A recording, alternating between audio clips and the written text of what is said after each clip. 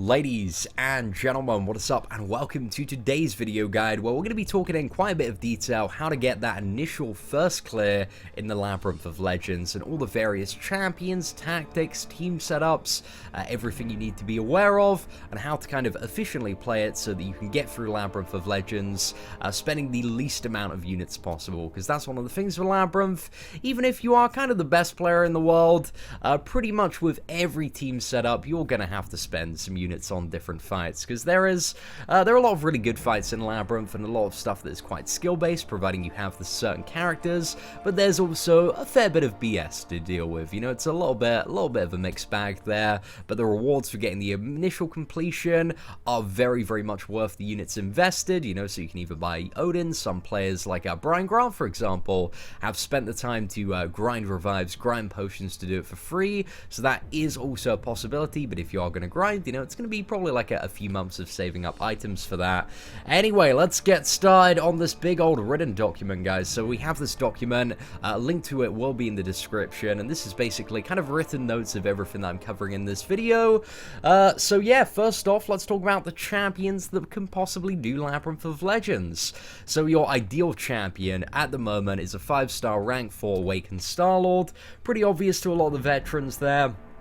But currently, since 12.0, Labyrinth of Legends has become, this is something I want to say at the start, has become significantly easier. The bosses hit a lot less hard than they used to. The node called Dold was removed, and that basically anytime you had a buff, you had minus 50% crit chance, and a huge amount of a lot of characters' damage output, especially Star-Lord, comes from critical hits. You know, like pretty much every character hits about 4 to 5 times as hard when they land a crit. So yeah, now that that is removed, everything dies significantly quicker. So yeah, it's a lot easier, and also Unstoppable Colossus is no longer unstoppable. He's been like that for 3 months. So that fight, which used to be a massive ball ache, as of right now, is really easy to deal with. He's just like regular Colossus. So yeah, that's the first thing I wanted to mention in comparison to the previous state of the Labyrinth. So that is the ideal champion, and if you're running with a 5-star rank 4 Star-Lord that's duped, you're looking at spending about 3,000 to 5,000 units. Now, the amount of units I spend and mention in this video varies so much on like RNG, if you get like some bad timed evades, and also your skill level as well. There's such a huge variance in terms of skill level in Labyrinth, whether you can intercept or not.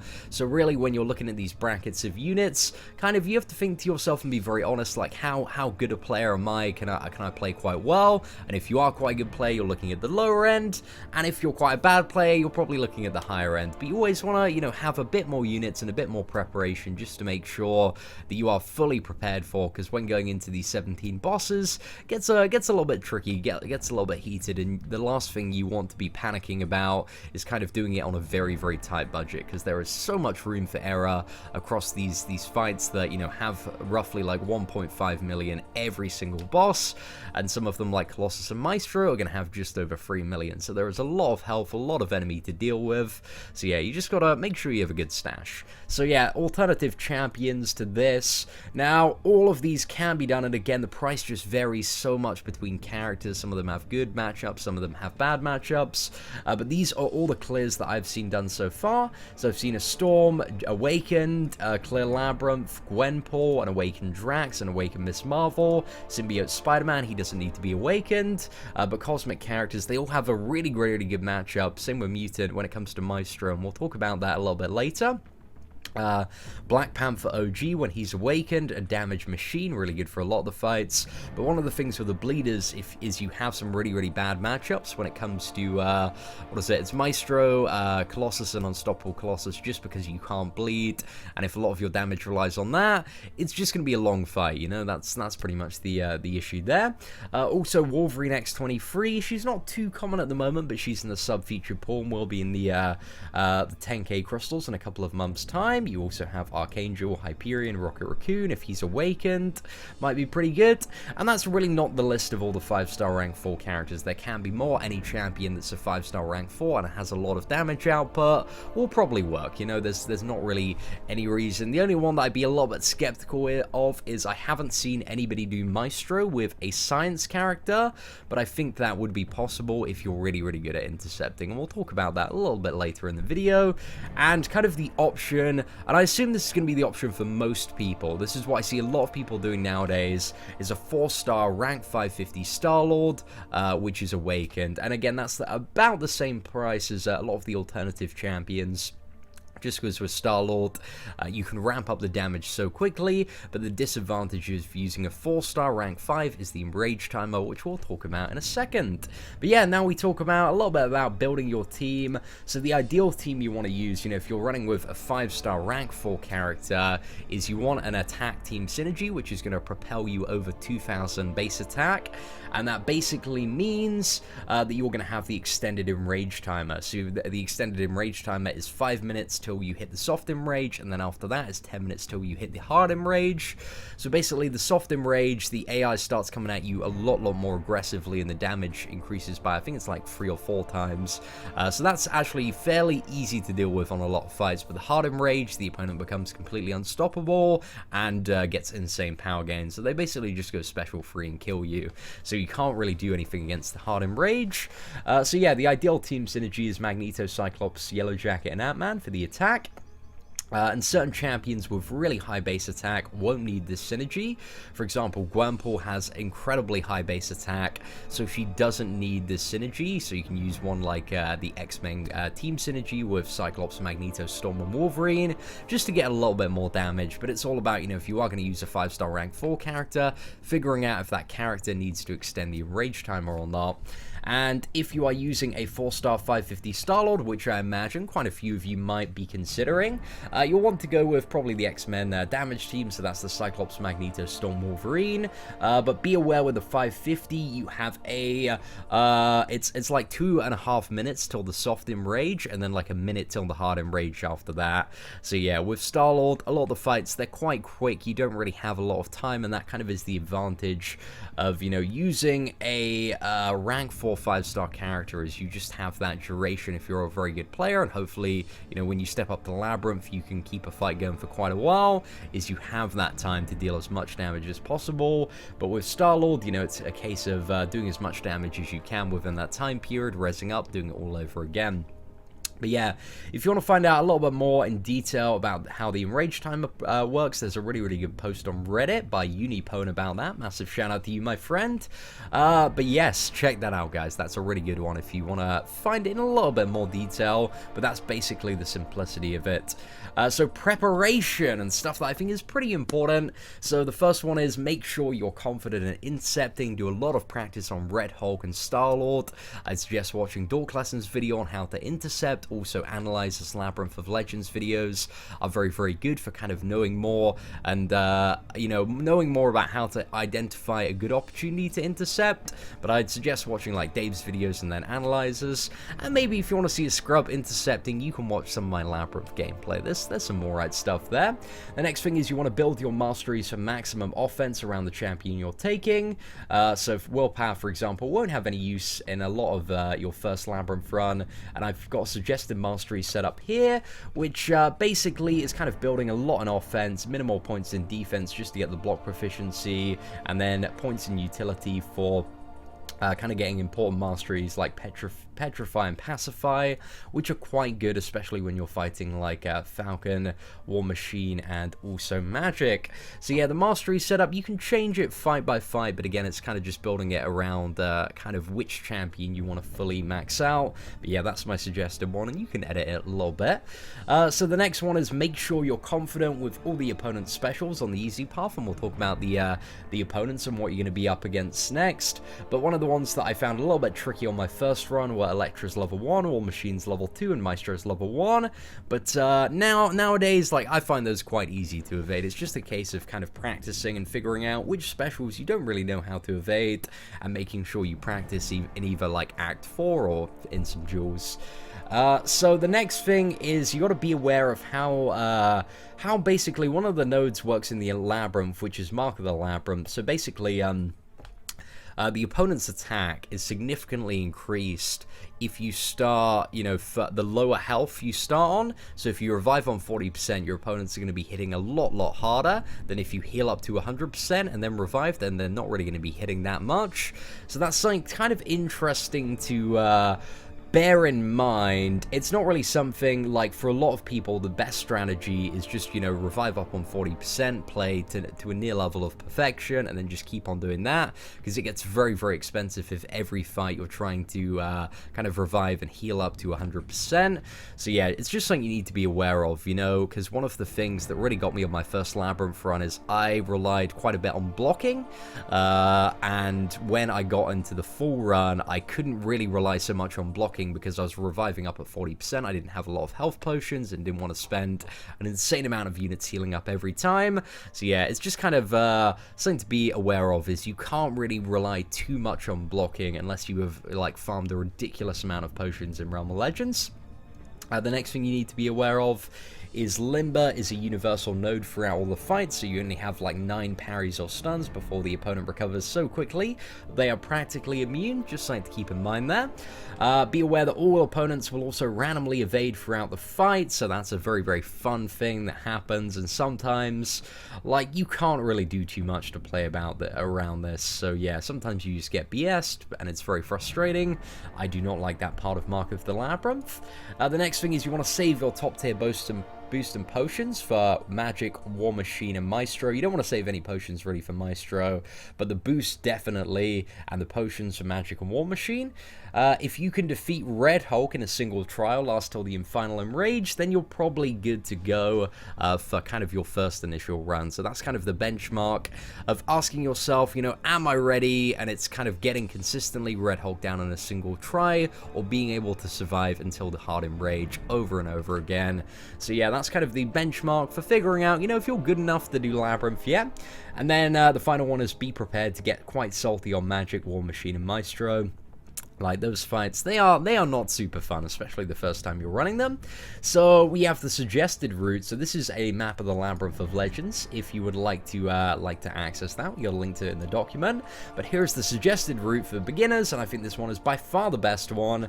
So you start off on Red Hulk, then you go Old Man Logan, Elektra, Miss Marvel, Unstoppable Colossus, and then after Unstoppable Colossus, you basically need to take a left and then a right to Colossus.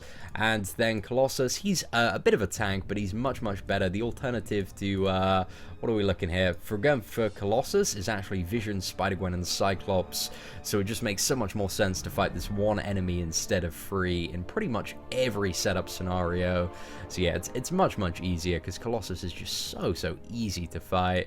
So yeah, Colossus, and then after that you go to Falcon, Gamora, Magic, War Machine, and then you have Ant-Man, Deadpool X-Force, then Daredevil Classic, then you've got Venom, who's a bit of a beast, then Iron Fist, Civil Warrior, then Maestro. So you got 17 opponents.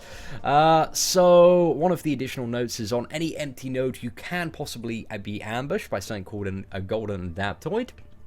So this is basically just an Adaptoid that has just under 300,000 health, and he has the same Special 1 and Special 2 animations as Juggernaut.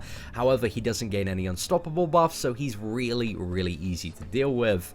And he gives you a bonus +1 generic 5-star signature stone, and usually you can get this guy down in like 1 or 2 tries most times. So yeah, it's a pretty good trade-off for a generic 5-star signature stone. It ain't too bad. So anyway, we got fight tips for every single fight, and let's quickly talk you through kind of all the fights. So the first one is Red Hulk. It's just bait the Special 1. Very, very easy fight here. And be aware that his heat charges give him additional physical resistance. So Red Hulk, in comparison to some of the other champions, is actually quite tanky. He mitigates a lot of physical damage. And then next up you have Old Man Logan. Just bait the Special 1, and the regeneration is just so pathetic. It's actually 10 health per second. But yeah, it just doesn't matter at all. It's just so easy to outdamage. So Elektra is just bait, evade, and intercept the Special 1. The Special 2, don't be too concerned about pushing Elektra to a Special 2 because it's much easier to bait. But yeah, the key to having a smooth run on Elektra is being very, very confident at evading that Special 1. So yeah, that's what it's all about, really. And then Miss Marvel, bait and evade the Special 1. Very, very easy fight, not too much going on there. As mentioned earlier, Unstoppable Colossus's unstoppable ability is currently broken, so you just fight him like an easier regular Colossus, bait the Special 1 and win the video game. But if he does get fixed, then it's just all about intercepting and being good at intercepting to get this dude down. And next up we have Colossus. Again, it's just like a double health version of Unstoppable Colossus that you've just fought, but the only thing you need to be aware of is because he's an enigmatic champion, his special Labyrinth ability is when he's blocking, he reflects any damage done by special attacks. So basically don't attack into him with a special attack if he's blocking, because he'll just reflect that and one-shot you. But yeah, Colossus, very, very straightforward champion, very easy to fight. Falcon, so this is, I'd say, like 1/4, 1 out of 4 of the pain in the butt bosses that you're first gonna encounter.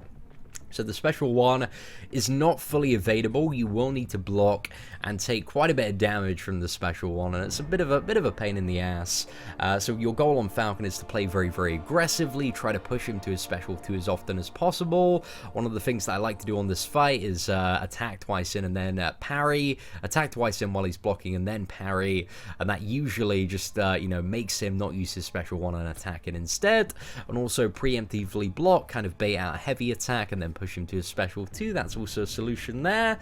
So yeah, it's a little bit tricky, Falcon, but yeah, be prepared to maybe die quite a bit from the special one blocking damage, but if you have got a large stash of health potions, you might want to use a few once you're comfortable with the fight to heal up, because again, as we mentioned before, the attack of the opponents is reduced if you have full health.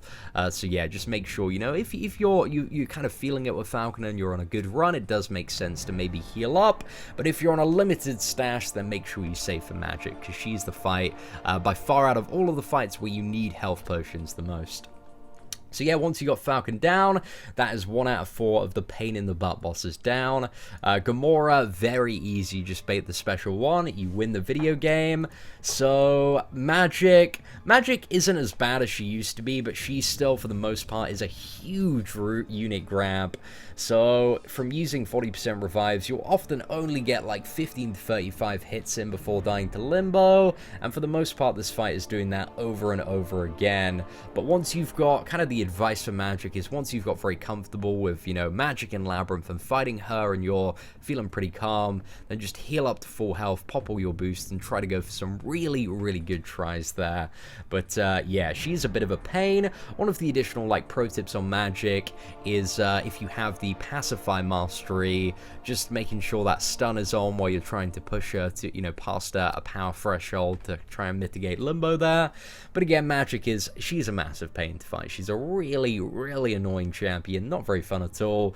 I'd say she's probably, like, with Maestro, like, maybe tied with the worst fight that you're going to fight in Labyrinth. But War Machine, he's pretty bad as well, who you have up next, directly after Magic. So, War Machine, very similar strategy to Falcon. You want to try and push him to his special 2 as often as possible, but the thing is, with War Machine, you can't get the in after evading the special 2. So with Falcon, you evade the special 2 and then you can attack back in, but with War Machine, he recovers so quickly from that you can't attack him. So you just gotta kind of like evade his, what is it? It's like grenade launcher or missile launcher on a special 2.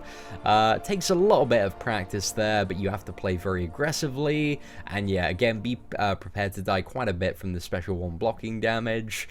But yes, that's pretty much it, guys. Exactly the same story as Falcon, but he hits a bit harder, so he's a bit more of a pain.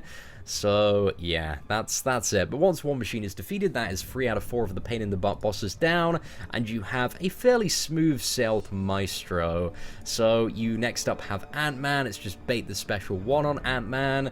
One of the things, like, to, I guess, bear in mind is that Ant-Man is very tanky duped, and this fight does go on for quite a while. But also, because you're going to be continually baiting the special 1, and that does lunge forward quite a bit, if you're finding yourself getting backed into the wall from baiting special 1s, it's interesting to bear in mind that you can use most characters' special 3s to create a huge amount of distance and kind of regain that back on the fight against Ant-Man. So yeah, a little bit of a pro tip there. And next up, we have 2 very easy fights. We have Deadpool X-Force, bait special 1, and be prepared for the power, the roughly 2 bars of power gain at 30%, but that one ain't too bad to deal with. Next up, we have Daredevil. It's just bait the special 1 there, nothing to really worry about. And also be aware that he's dupe level 99 and will auto-evade all projectiles unless stunned. So yeah, just have to be aware, like if you're playing like a Star-Lord or a Storm or any character with projectile attacks, that he is going to auto-evade those on the special. So maybe Star-Lord, you just want to spam your special one there. Next up, we have Venom. So Venom he's pretty tough to fight if you suck at evading. So Venom, you got to bait the special one. That's pretty much the tactic there, but he will play really, really aggressively. So he's constantly going to be coming at you, usually with 2 to 4 consecutive swings. One thing that I really, really suggest, if you want to make sure you're prepared for Venom in Labyrinth of Legends, is an act for I think it's, yeah, chapter 3.6. There's a Venom that you can go straight to that Venom with 3-star, 2-star champions, and just practice like evading and intercepting that Venom, and that will make you so good when it comes to the Labyrinth of Legends Venom. So yeah, kind of being prepared for Labyrinth Venom is all about just practicing on that act 4 Venom and making sure you're very comfortable with fighting a very aggressive opponent there. But yeah, that's pretty much it for Venom. And then next up we have Iron Fist. It's just bait the special 1. Civil Warrior, you can bait the special 1 or 2, it doesn't really matter. And the timing for special 1, you don't want to run into attack him until his bubble pops. And one of the things that I always say to myself internally when I'm doing this fight is when the bubble pops, Civil Warrior drops. So that's kind of the timing for a special 1, because it's a little bit weird to fight that character if you're not too used to him. And then we have Maestro. So Maestro, you got to be prepared to get salty. It's going to be a very long fight. He has about 3.4 million health. So one of the things I think we'll talk about first is he's Enigmatic Maestro. So basically, depending on the class that you've brought to fight Maestro, he will change his ability based on his opponent. So he'll get like saying a little bit additional, and some of the stuff really isn't too bad at all, and some of it is really terrible. So Mystic, he applies different debuffs depending on specific actions taken by Maestro and his opponents. This one, from what I've heard, is pretty bad to deal with, but I haven't seen any Mystic gameplay on Maestro.